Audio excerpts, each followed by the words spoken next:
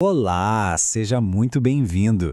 Já parou para pensar por que algumas pessoas parecem simplesmente atrair riqueza, enquanto outras, bom, outras ralam a vida inteira e parece que não saem do lugar? Hoje, a gente vai mergulhar num segredo que não está nos gráficos da bolsa nem nos relatórios de mercado. A gente vai falar sobre a mentalidade da riqueza, o motor invisível que, de verdade, define nosso destino financeiro. E para a gente entender o poder que a mente tem, vamos começar lá embaixo, no fundo do poço. Essa aqui é a história de Lewis Howes, com as palavras dele mesmo descrevendo o pior momento da vida dele. Pensa só, 17 anos atrás, ele não tinha absolutamente nada. Tente imaginar a cena, dormindo no sofá de um parente, com aquele peso da incerteza no peito, se sentindo perdido, quebrado e sem a menor ideia de como sair daquele buraco. É uma sensação de impotência que, olha, talvez muita gente já tenha sentido em algum momento, né? Essa história toda nos leva direto para um obstáculo que a maioria das pessoas nem sabe que existe. Não é a falta de oportunidade, não é a economia, nada disso. É uma força que vem de dentro. Uma programação mental que, sem que a gente perceba, está ditando nossos resultados com dinheiro. Naquela época, o Luiz achava, como quase todo mundo acha, que a solução para tudo era só ter mais dinheiro na conta. Mas olhando para trás, ele sacou que o buraco não era no bolso. E aí vem a grande pergunta. O que estava faltando de verdade? Era grana ou era a mente que faz a grana? E aqui está a virada de chave. Não era o dinheiro. O que faltava eram as crenças, os padrões emocionais, o jeito que ele se relacionava com a ideia de riqueza. Faltava a mentalidade que constrói e, mais importante ainda, que sustenta a prosperidade. Esse é o ativo mais valioso que existe. Olha só que interessante. Esse slide mostra bem os dois caminhos que a nossa mente pode seguir. De um lado tem a árvore da escassez, que é regada com ideias do tipo a gente rica é tudo gananciosa. Se o nosso subconsciente acredita nisso, ele vai fazer de tudo para sabotar nosso sucesso. Porque, afinal, ninguém quer ser aquilo que despreza, né? E do outro lado tem a árvore da abundância, onde o dinheiro é visto como uma ferramenta. Uma ferramenta para amplificar o bem, para criar liberdade, para gerar impacto. A pergunta é, qual dessas duas árvores a gente está regando todo dia? No momento em que a gente entende que a verdadeira batalha é interna, o jogo muda completamente. O foco sai de como eu consigo mais dinheiro e vai para como eu me torno a pessoa que atrai e gera riqueza. É exatamente aqui que a gente começa a construir nosso principal ativo, a nossa mente. O lendário Napoleão Hill, lá no livro Pense em Riqueza, identificou o ponto de partida de toda a riqueza. E olha só, não é um simples querer, é um desejo ardente. Pensa na diferença entre querer um copo d'água agora e estar perdido no deserto precisando de água para sobreviver. É esse nível de obsessão, essa força que transforma pensamento em ação quase que por instinto, sabe? E essa imagem ilustra perfeitamente o que significa ter esse tal de desejo ardente. A história conta que o conquistador Hernán Cortés, quando chegou em território inimigo, deu uma ordem que chocou todo mundo.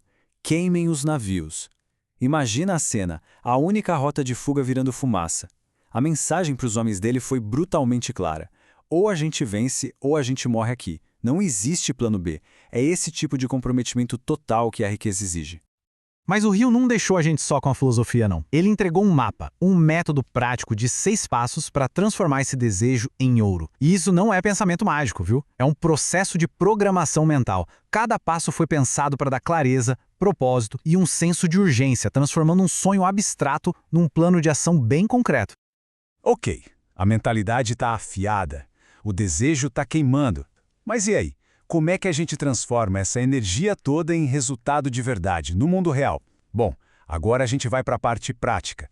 Construir os sistemas que transformam intenção em riqueza.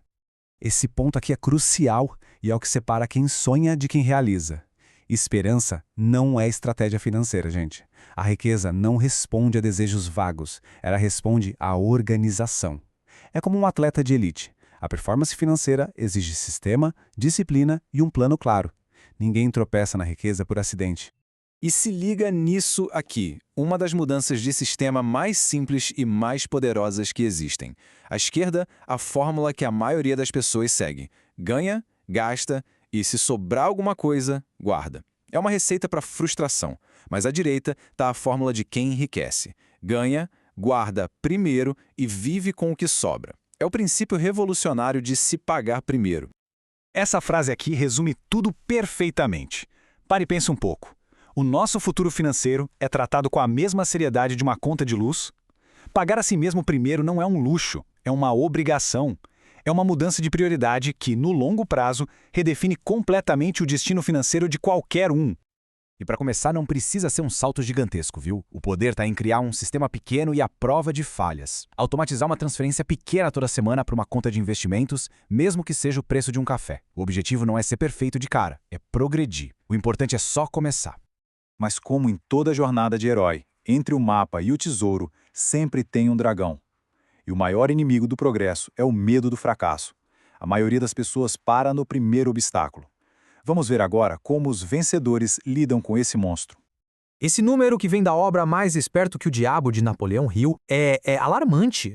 98%. Essa é a porcentagem de pessoas que, segundo o livro, vivem num ritmo hipnótico. Elas são controladas pelo medo e pelos hábitos. Sabe, elas reagem à vida em vez de criar a vida que querem de forma intencional. Estão à deriva, sem um propósito definido.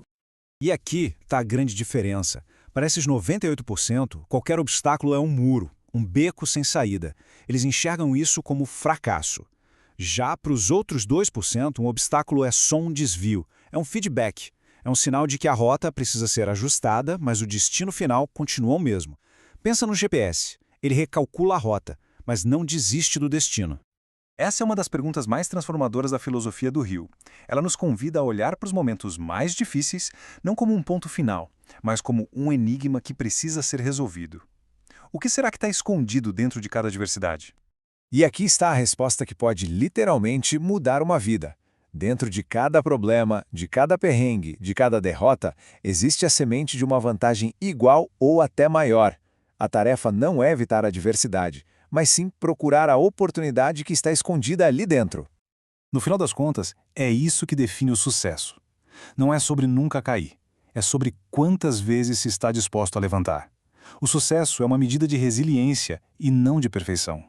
E assim a gente encerra com essa reflexão. A mentalidade da riqueza não é sobre evitar perdas, mas sobre extrair ganhos de cada uma delas. Olhe para os desafios de hoje não como obstáculos, mas como sementes. A pergunta que fica no ar é: qual semente de oportunidade vai ser plantada hoje?